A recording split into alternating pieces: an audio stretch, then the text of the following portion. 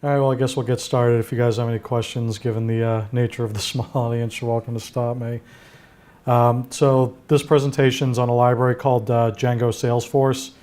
It's a library meant to integrate the Salesforce API with the Django ORM.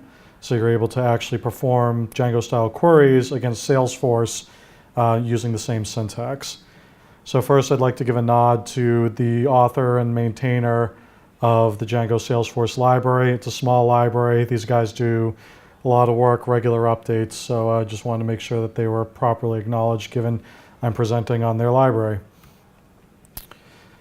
So the main reason to use this library as opposed to any of the other Salesforce integrations that are out there is its smooth integration with Django. If you're very familiar with Django's way of managing objects, then this should be second nature to you.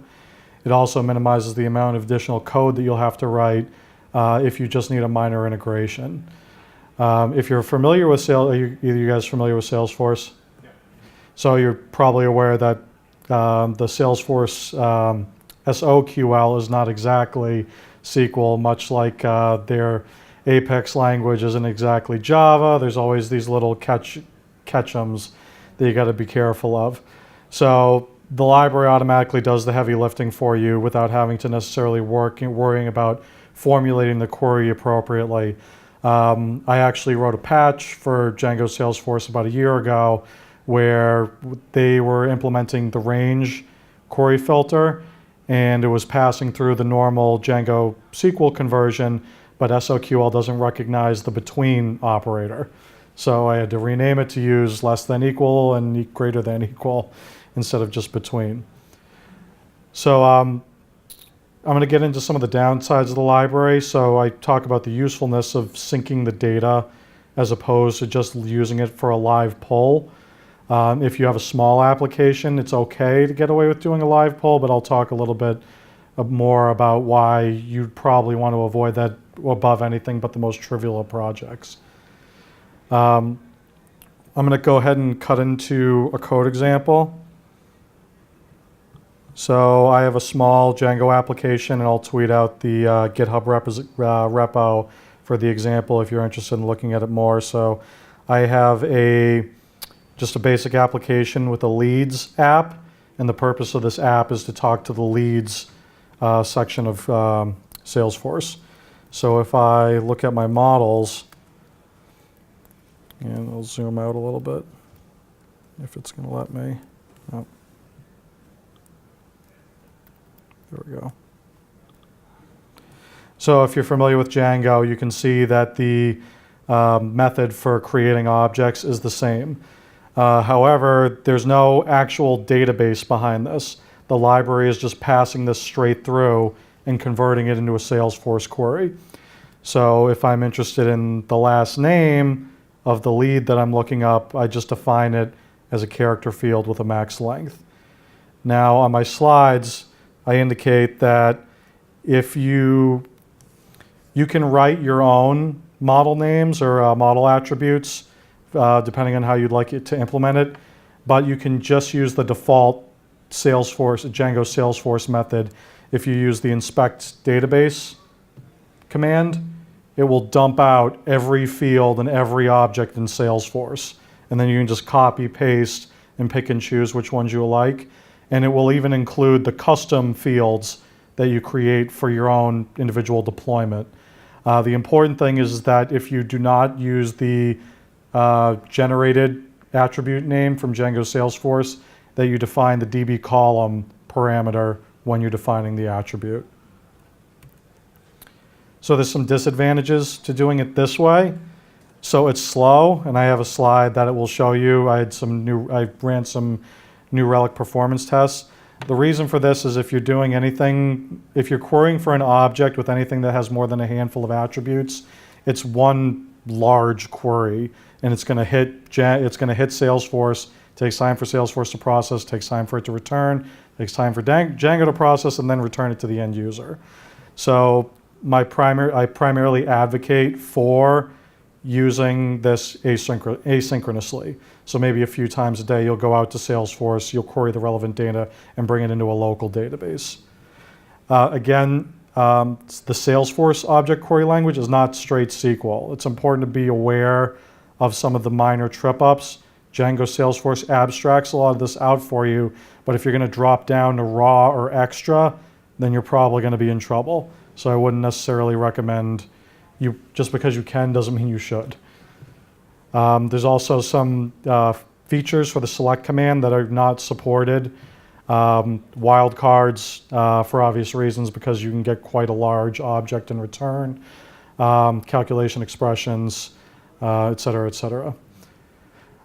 In terms of using this library, if you go through the documentation in terms of how to actually set it up, it requests that you use a Salesforce account where you create the user in Salesforce, you specify the appropriate permissions, and then you utilize that account. There's some murkiness as it relates to, well, if I expose this application to everybody in the world and they're actually doing live Salesforce updates from it, am I evading the Salesforce license? So there's some thought that needs to be put into that. In addition, I have one client that I use this for, and they refuse to turn off 90-day mandatory password reset. So every 90 days I have to go into this application and update the password. So Django Salesforce also has an OAuth 2 authentication scheme, working with the newer Salesforce OAuth 2 authentication scheme, but it's experimental, so I wouldn't necessarily advise using it in production. And finally, for those of you who've used Salesforce for quite a while, the default API query limit is 15,000 in 24 hours. Ask me how I know. It's easy to fall into the trap if you are experimenting or doing something on production and you run into a large object set to hit that limit relatively quickly. So I really recommend, like with everything else, that you set up a sandbox environment for Salesforce, test out everything as best you can, import some live data into it. That way, if you're doing a lead.objects.all query, you don't wind up with 15,000 objects. So speaking to the speed, this is some New Relic screenshot that I took for a small application that I wrote that all it was doing was displaying call activity information. And you can see that the main time suck was the requests out to Salesforce. And to return, I believe this was roughly 10 or 20 objects. It was almost a full second just to get that back into the Django application. So again, I recommend storing the data and querying it asynchronously in anything but the smallest of use cases. So I will actually show you, I have in the example application that I wrote, how easy it is to just quickly get something up and running and append it to your application. So I attended a talk, it was 2 talks ago, on a gentleman who had done a lot of Salesforce integration with his Plone application. This might be useful if you want to give a small section to your power users to be able to create data in Salesforce, but without having to have the user go through the training and the headache of learning the whole Salesforce environment. So all this is a basic CRUD application, create, read, update, delete. This is my list view, and you can see really quickly how easy it is. Just a standard form, presentation, lead.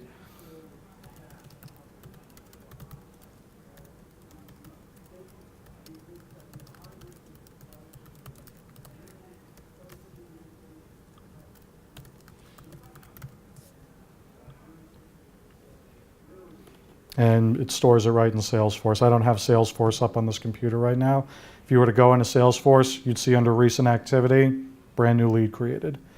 If you do some Salesforce side programming, you could use that as well to kick off some automation. The Django Salesforce library doesn't provide much in the way of automation, so you can either use another library that I'll talk about briefly, or you can write the code in Salesforce itself using something like Apex. And if we go back to the list view, You can see that it appears this is direct query from Salesforce. And I can either edit this or I can just delete it right from here. Obviously, be careful with permissions. If I am not careful with my Django application, now I've given somebody the ability to delete materials out of Salesforce without necessarily the appropriate security controls. You can apply security logic to the account that Django Salesforce uses in order to restrict them from accidentally deleting something that they're not supposed to be able to. So for example, if you want them to be able to manage leads but not contacts, you can set up the permissions to be that granular on the Salesforce side.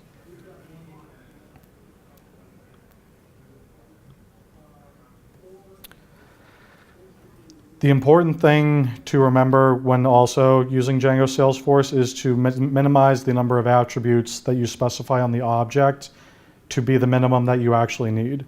So a lot of us, we will grab a handful of things, first name, last name, email, company name, mobile phone, other phone, blah, blah, blah, blah, blah, all the way down the line. If you're not actually using, editing, or displaying mobile phone elsewhere in the application, remove it from your models, because then it will always become part of the query out to Salesforce if you do a general filter statement. So it's important to minimize the amount of attributes that you have just to what you need. And if you don't pound on this, you're going to be okay. If you do large queries in rapid succession, it's going to be slow. So again, asynchronous data.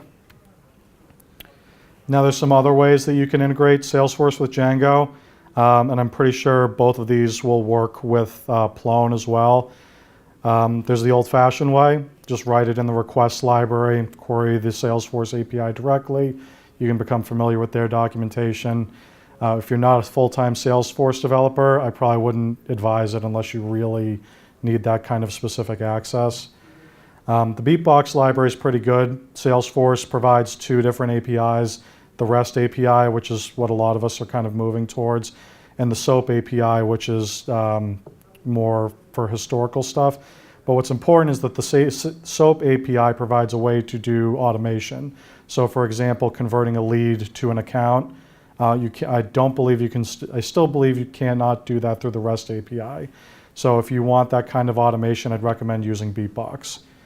There's also the Simple Salesforce library, which provides functionality similar to Django Salesforce, but it doesn't use the Django RRM. It's a specific method of querying the database that queries Salesforce while abstracting away a lot of the particulars related to the URIs. Any questions on anything that I covered? One of the things that I think about a lot when building things that integrate with Salesforce is the limitation of how many API requests you can use per day in Salesforce. Yep.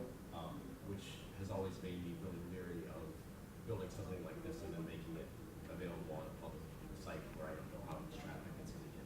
Yep. Do you have any comments about that? So that again comes back to doing asynchronous behavior. So if you do need to expose this data to an unknown population, an N population where you don't know how high it's going to be, I would recommend policing the data using maybe like Celery, querying Salesforce, bringing it down into a local database, and then serving the data from there. You can, based on the number of queries that you'll need to perform, you can tune the frequency of the asynchronous tasks based on your needs.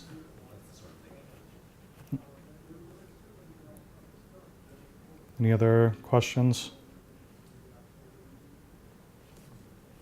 Okay, well, I was asked to put up the feedback for the 6 Feet Up app. Appreciate if you give me any kind of feedback on my presentation. And if you're interested in reaching me, my company is Plum Development. We're based out of Portsmouth, New Hampshire, and we are a digital design company specializing in custom web, mobile, and software applications for companies in the Northeast.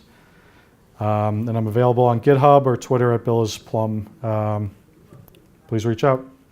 Thank you very much.